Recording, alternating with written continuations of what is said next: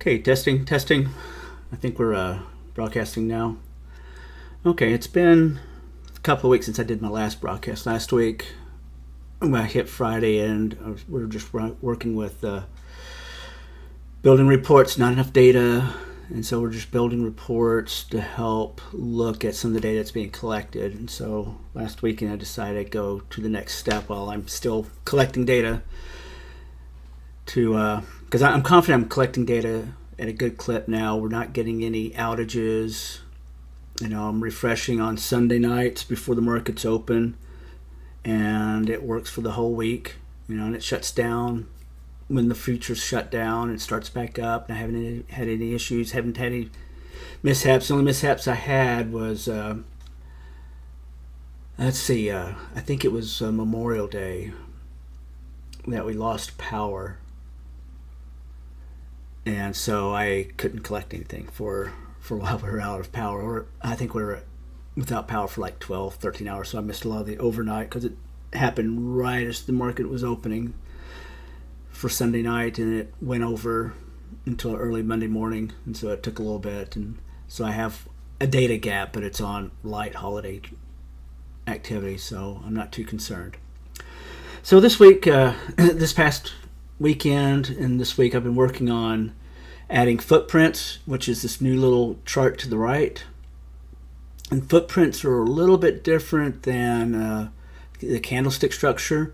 You can think of the footprint as being a mixture of points traveled on this candle along with volume, but then the volume's broken down, so for each second and stuff you can get a net. Was this second a buyer or a seller? It's not a true data feed like you get from the trading apps, where they have that live stream that's just coming in and flooding you. Way Charles Schwab works with their tick feed, it's an aggregated feed, so every second it gives you a summary of the market data and pushes it out. And so there's a 1-2 second delay because I've got to take the data I'm getting, do a little bit of work, and then turn it on. But it's that takes less than a second. It's just a fraction of a second of delay on that. But there are some differences from actual footprints that you'd see versus this footprint. But when the market's slow, there's barely a difference, and there's slight differences in counts. And so the amount of the foot, what you see here, the deltas, the accumulated deltas for that footprint will be different.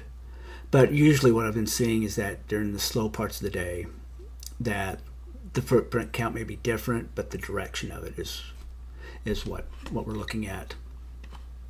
Okay, so the other item that we added was imbalances. So you have periods where sellers are strong or buyers are strong, and then there's periods where you kind of balance out, and you don't get these imbalances. And if you don't have imbalances, it will tend to start moving towards balancing. And today was a good day and a bad day for imbalances. If we'll compress things down here. It's been a down day overall. But pre-market, it was a balanced day, and it was working out the balances great. And so what you can see these abandoned cells. So we had a lot of sell pressure, and actually this sell pressure continued, then it balanced out a little bit and continued, and then balanced out and came back up, erasing some of this imbalance.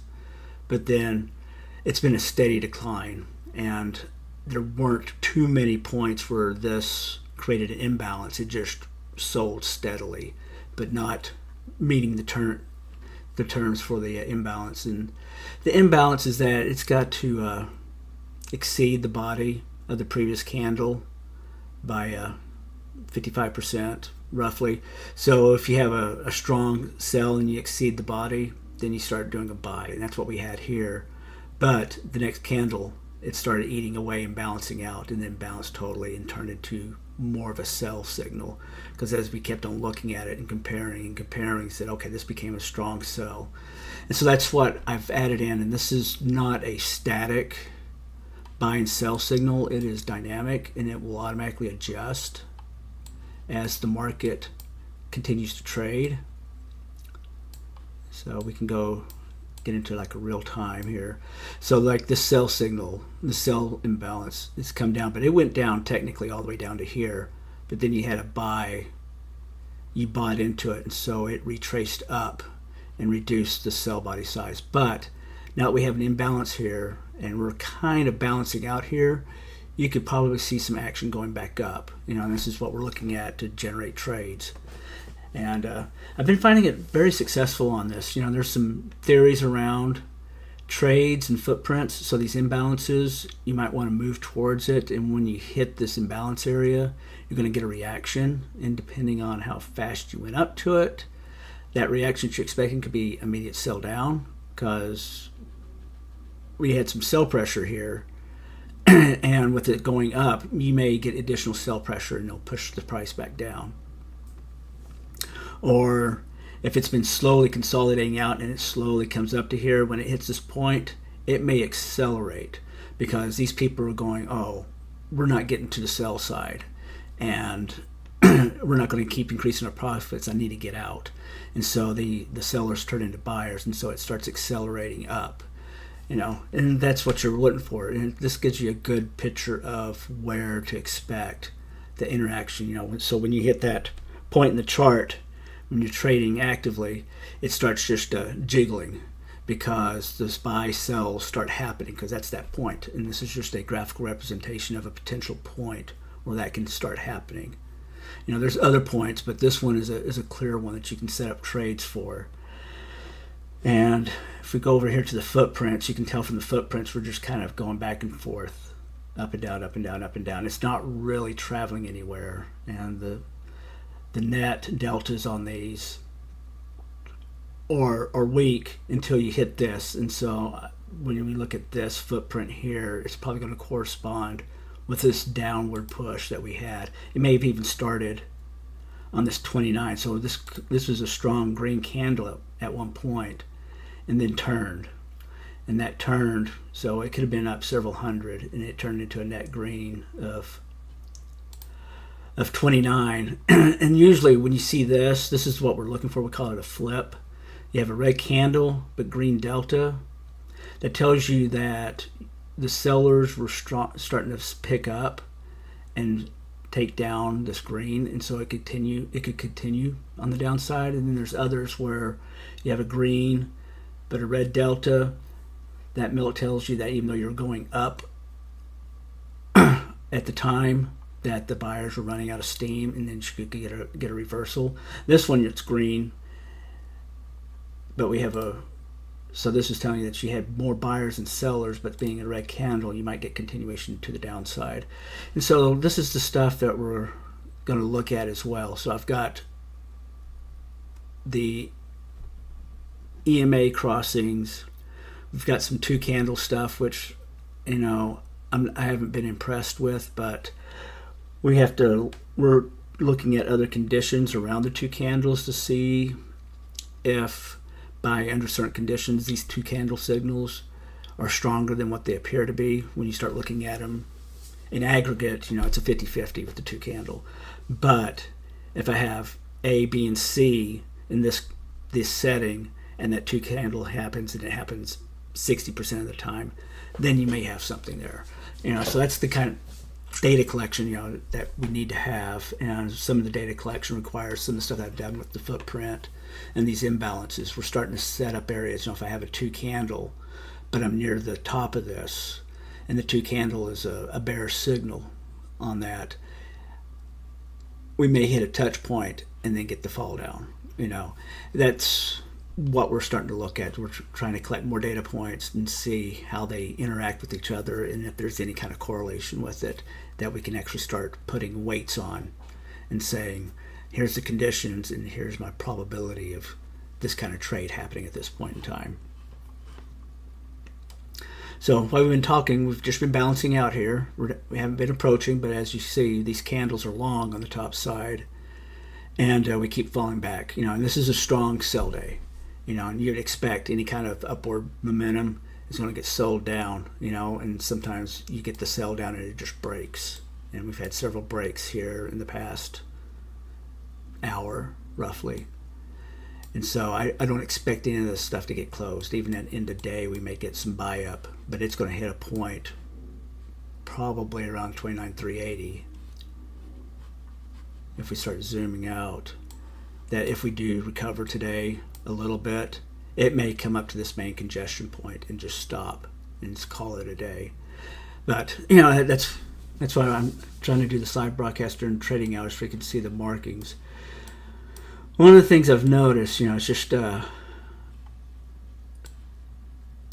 with these, now that I have it and I'm looking at it, I'm trying to make trades based on what's coming here, and I'm looking at the real trading chart that I'm doing on the platform that I'm using to trade by and comparing what I'm seeing. There's a slight delay, but for what I'm looking for is that I can get a number here, and then I can set that as a target point.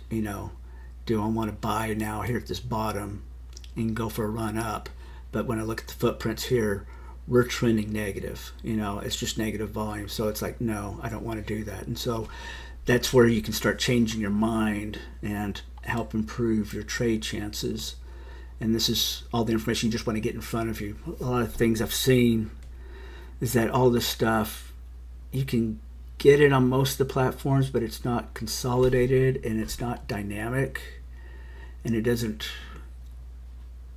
You have to have 5 or 6 charts to get all the information I'm starting to put on here. And here I've got it on one page. It doesn't have to be to the second. It's to help you inform your decisions when you start making the trade, and then you monitor trade, and you can look, because you've already got your parameters of what you think you want to do for the trade.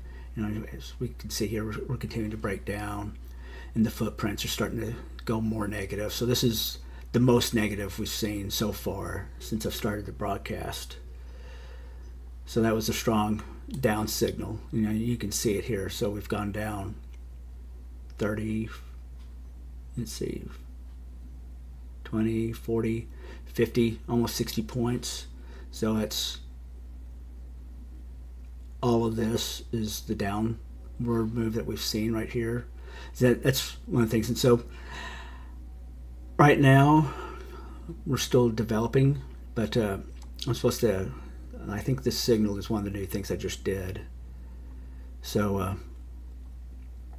I'm trying to tap where we hit a sell area and how does it react, and record it to see if, as you move up into sell areas, do you get a strong rejection, and if I do I get a footprint over here that would show me that it's going to reject. Where I have a red candle and a green delta, or a red delta and a green candle, that I should get a reversal in the price action. And you can see from this delta that right here we were strong selling, but yet the candle finished green. Do I get continuation movement to the upside? And that's, it may take a couple of candles. And so if I do get continuation, what we'll start looking at is volume and stuff. It's like, okay, I got this much down volume, but then we got a green candle out of it with negative volume like that. How much buy pressure am I going under and have it go up? So yeah, it just tagged that as a valid signal. So that's what we're working on right now.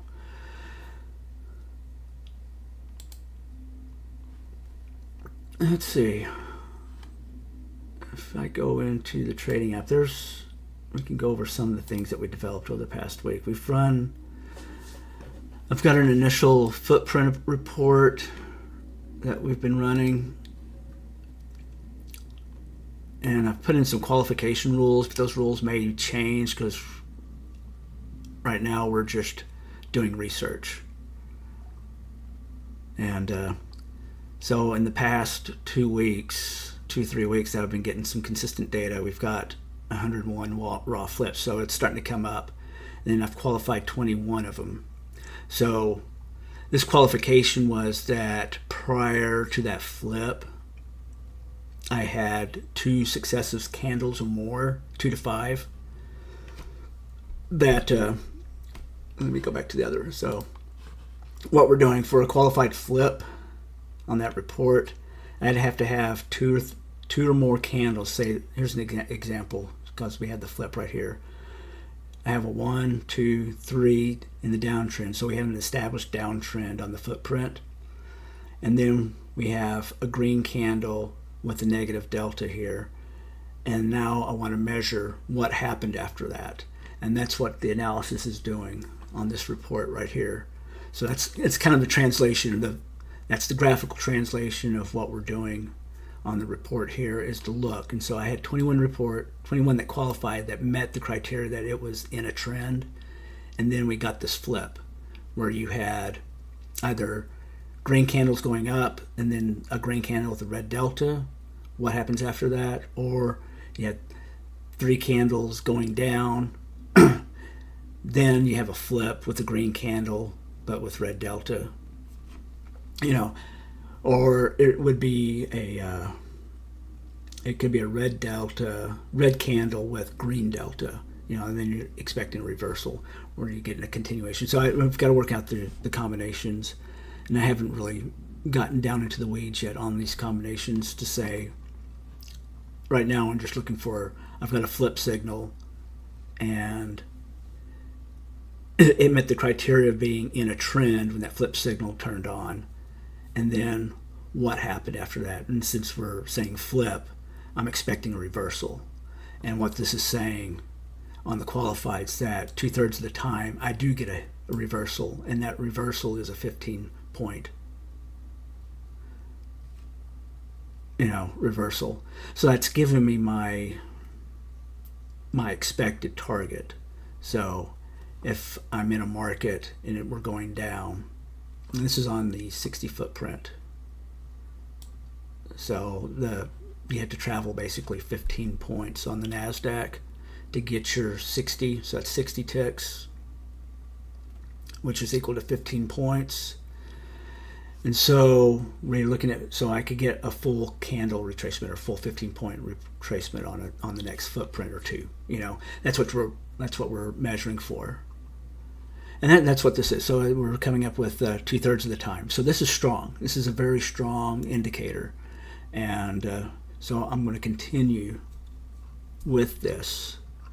And as I'm considering that this one's going to be a good candidate, that when I hit a qualified outcome, that we'll come back here and truly market that this is a place where you want to enter a trade, and mark it here and mark it on the candle that it occurred on, just where I can have a visual that I know it's this candle, and by this we should be able to get a target. And I don't know if I'll put targets on here or not, because it's just really a signal indicator, because I'm going to be trading on a different platform. This is just to help manage monitoring in a consolidated way versus having to look at 5 or 6 different screens. So we're continuing to sell off here, and as you can see,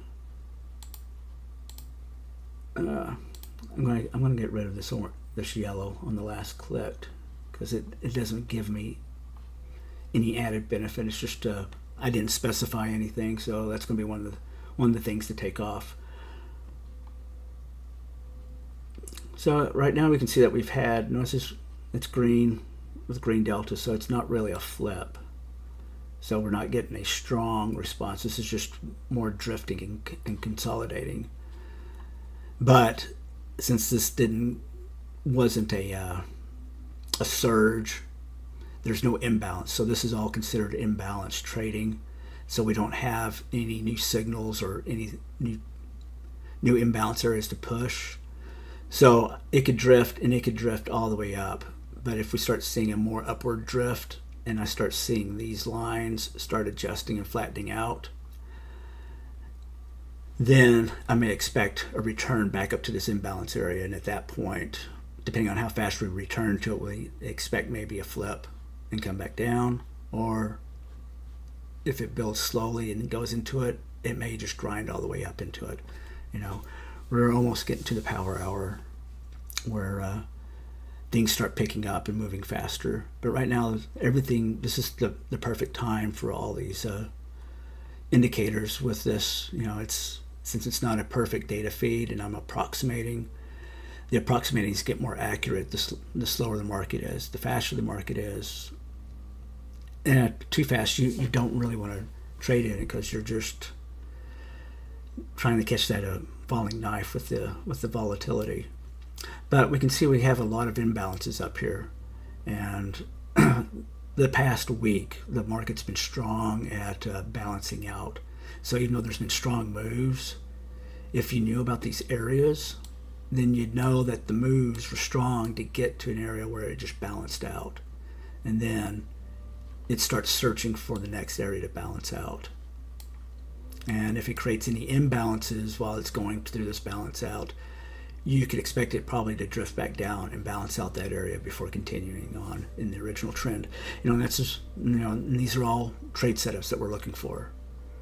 That's the whole intent for making this software, to do research, to display that research in a more concise format with all the information together on one page, then to be able to make the decisions on your trading.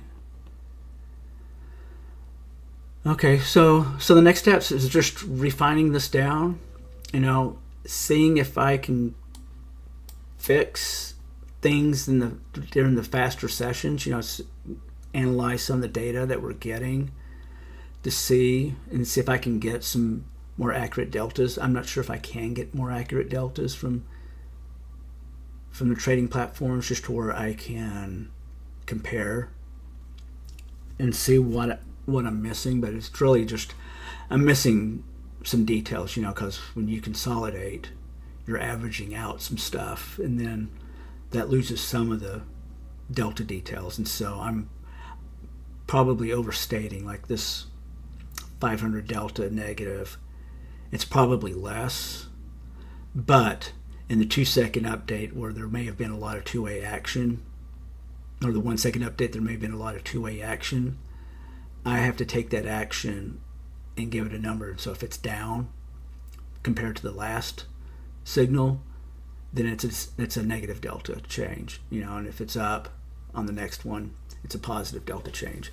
And so I'm adding an aggregate, and I'm guessing that some of the negative ones are a little overstated because we got a lot of downbursts. It's only when we get kind of positive news outburst does the positive delta get exaggerated, but more than type, because it's down and up a staircase, down down an elevator for the pricing. But we've been getting up the elevator and down a staircase, like we can see here. There's a down drop, but then it's been staircasing down. So these are controlled sell-offs. It's not like we're having fear enter the market, which is another sign. So we're not making any more new gaps, but it also means that as easily as it went down, it can easily go back up as well, because this is a balanced area. So it could rise faster through this area because everybody was satisfied with the prices that they got here. It's just that we ended up with more net sellers than buyers. And you kind of can see that here we've got more larger negative deltas than the green deltas, but we are getting some triple-digit green deltas on some of these moves. So that's telling you there's a lot of activity going through right now. We're going through almost 4,000 contracts on a 2-minute candle. And so that's telling you that it's been a strong day trade-wise. It's been a good day trade-wise. I met my limits today, and since I added these features and I've actually got some in the near term, I said let's go ahead and do a broadcast and show them in action. I just wish that there was some more two-sided actions where you could see it feeding in and seeing this automatically adjust. And the way it should start adjusting until that candle finishes, it will move up and down on the shadow until we actually get, and let's see, I think in the back, yeah, okay, I have a bunch of overlappings. And so what this tells you if you look here, I know I've got 5 areas overlapping, so that's that 5 right here in the corner of this triangle. I have 5 overlapping cell sides that are here. And this one up here is small, but at one point it had 5 overlapping cell sides, and we're to the last one. So if I look, it generated right here and started going down. So 1, 2, 3, 4, 5. So here's the 5 candles that we had that created the cell side pressure. And we came back and almost closed it out, but didn't quite, and then continued to sell off. And these sold off, but they really, so this one isn't more than almost twice the size of that green candle. So these didn't really generate that that imbalance. So this is a balanced sell-off right here, and it kept on being a balanced sell-off. And at one point, the spike, this actually did a buy-side imbalance, but that buy-side imbalance was immediately flattened, and this one moved so much that it got matched as a sell signal, and that sell signal is what's still out there, and there's 5 of them. They're kind of overlapping. This will give you the different strengths, because like you see, you have some shadows here, so you only have this real strong sell signal and some washing out of the buy here, so there's probably less here, and so we've got a lower color. So if it ever comes back up, I would expect more that if it hits here, it may continue until it gets up to this level before it sells off. And that's a good 20 points that we're talking about. It's over 20 points of gap. So that will be something to watch out for as we continue. And I'm trying to keep these permanent, so we're going to start recording all of these, and they'll stay in the system. So, because I'm building data for doing the reports and doing the research, and so we're going to have like a permanent record of all these imbalances to where I can look at the interactions. And because there are permanent records, I should always, if I get to a price level and there's something out there, it should display that record out here and draw it out here. So no matter if we go away from this area and don't visit this price area for a couple of months, when I come back, that should still be there. And then you'll know that as you're approaching this area, I've got sellers out there that may still be holding on, or you've got buyers that are ready to get, or they bought from the sellers at this point, because for every buyer there's a seller. And you have people that may want to get out, and so you'll start getting pressure as it comes back. And so this just will keep extending out until we meet it again. So that's one of the features that I've put into this, that I don't lose these imbalances. They keep going there, and I don't have to draw it. This is all dynamically put in, and it keeps track how much was overwritten. So like this sell side, it went down all the way down to here at the beginning, and then you've balanced it out all the way up and left this little small gap. So we haven't erased that, but we had a little balancing area, then it went into another sell-off, and so now we've captured this. And the same thing, I think it went down all the way to here, but you can see the candle action that it pushed back up. It's just that we're leaving long shadows, and so it's left another area we're balanced out before it starts really selling off again. And this is the last sell-off that we had that was out of balance, but there's a lot of sell pressure here. And I've got it to where these are interconnected, so if I move price up and down, this moves an adjustment. The deltas will always stay roughly about 10 points below the lowest point. That way you don't have to go looking all the way down at the bottom of the graph. It's right here floating close to where the current price is. So you shouldn't have to go too far away. And then if I expand this out, this expands accordingly. One of the things I'm trying to work out is that I need this 220 to line up with that 220. It's just that, I guess, the differences in the charting from here in here where they start, we're off by that. And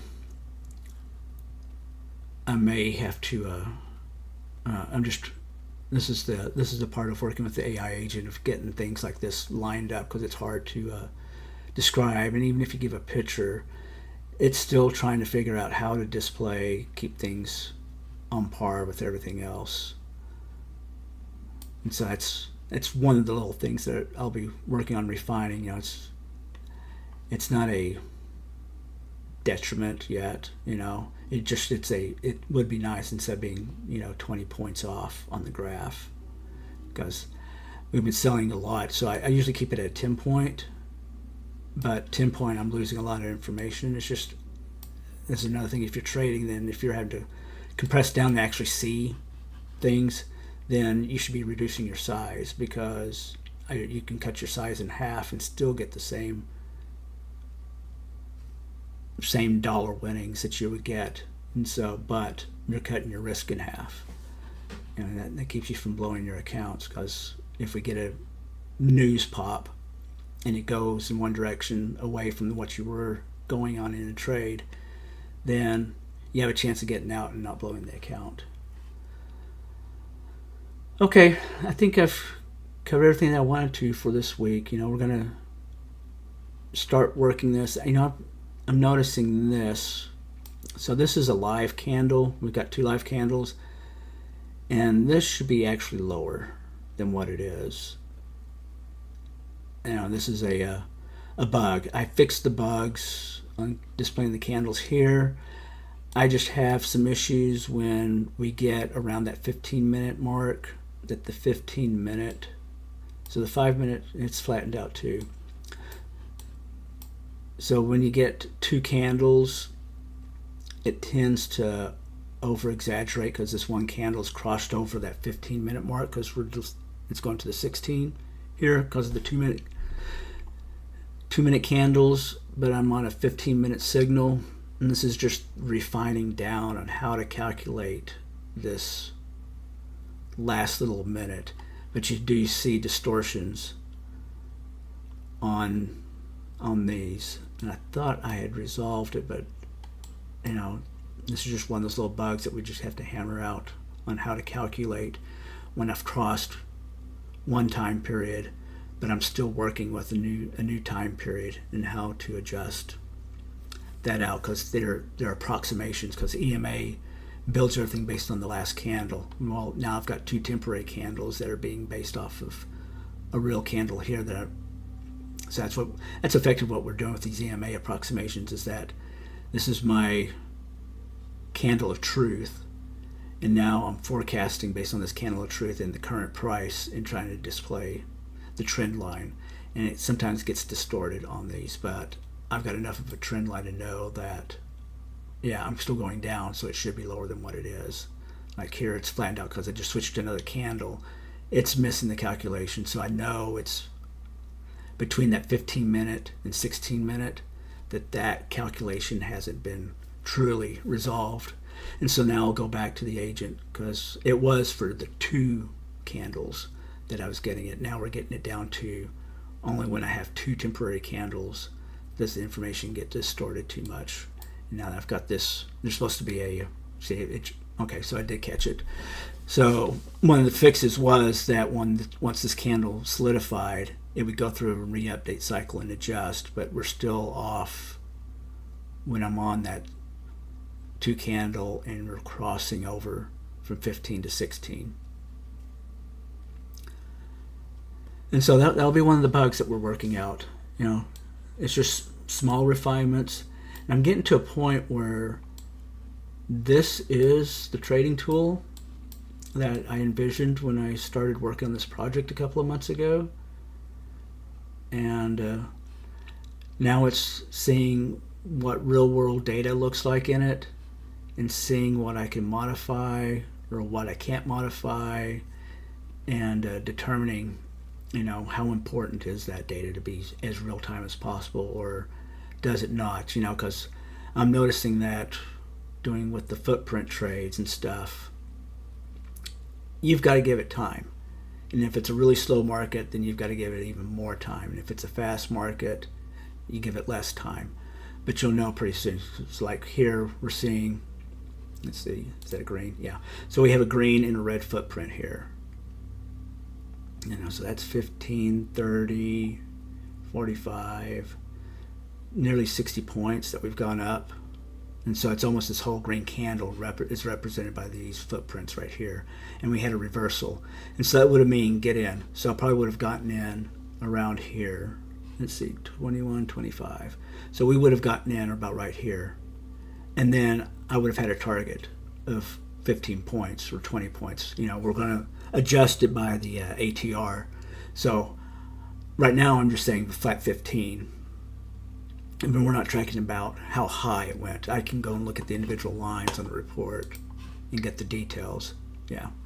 So I can get the details here that we had the crossover, and we can determine how many points it went up after that crossover.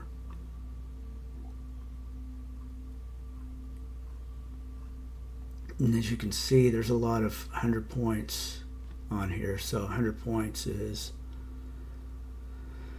40, 50, and that's today. So yeah, because today we had some massive candles. So if I go back, 2,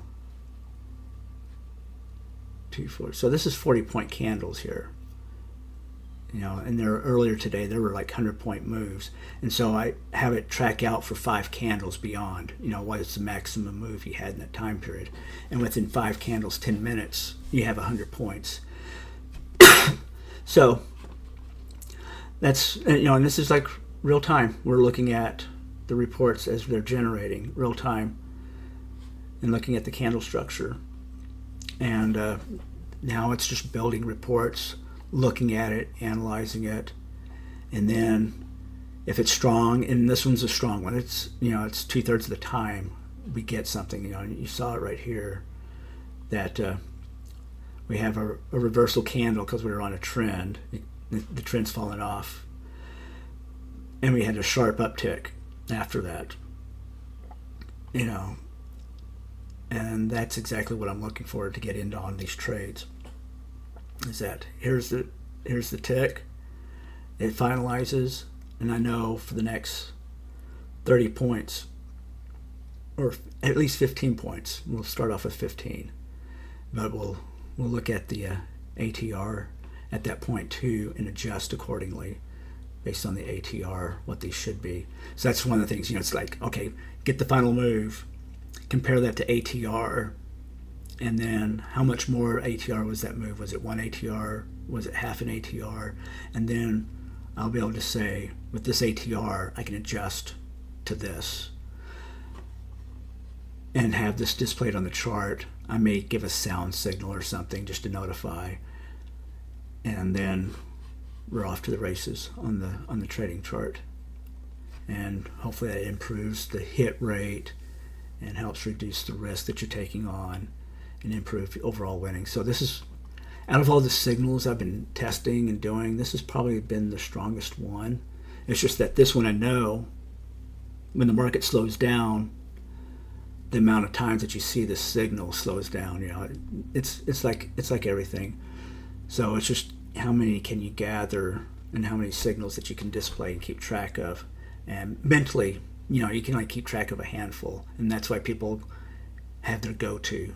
Well, I want to get away from having a go-to. I want the best available right here now, based on the testing we've done, the analysis that we've done, and that the market's met the conditions, and so this is the best signal for this trade here, and then highlight it and say this is the kind of trade. I am starting around real estate. I may shrink this down because the symbols don't have to be that big, and my primary focus right now is the NQ. As things go by, I may set up on the app that we have these and we monitor them, but we monitor them in the background, and then maybe highlight which one, have it set it to flashing, when a signal's hit, where you can click on it, see it, make a decision whether you want to get into that trade or not. But that's down the road. That's way down the road. Right now, I want to get signals, And the primary focus right now is on the NQ because the NQ moves. It moves a lot. And so you can get a lot of bang for your buck with the NQ. High volatility or more volatility, but also more risk. And so sizing appropriately based on that risk as well is just as important. Okay, well, we'll call that an end to this session, and I'll see y'all next week.